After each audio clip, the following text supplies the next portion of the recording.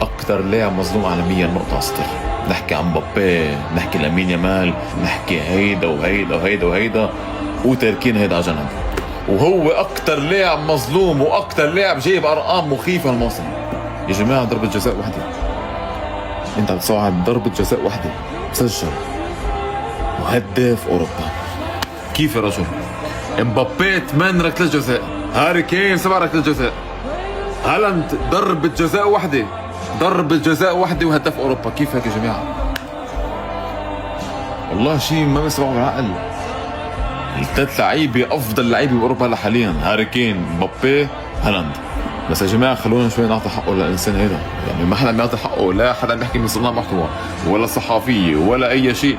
إنسان عم يعمل مش مستوى مخيف، بس عم يعمل رعب بأوروبا. هيدا لو كان بيلعب ببرشلونة ولا ريال مدريد عم يعمل هيك أرقام، أقسم بالله ما بوقفوا عنه تطبيل، أقسم بالله ما بوقفوا عنه تطبيل.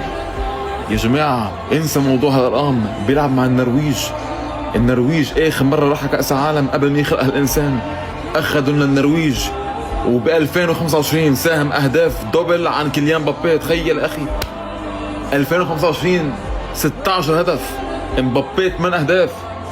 وهيدا فرنسا، هيدا بيلعب مع النرويج لاول مره من بعد كل هالسنوات النرويج الى كاس العالم. شو هيدا يا جماعه؟ هيدا مش لاعب طبيعي، لا والله دبابه جراف يا اخي.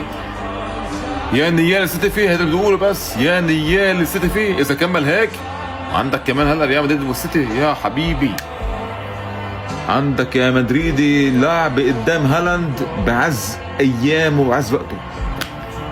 هالاند ضد مبابي، هيدا انتظاره.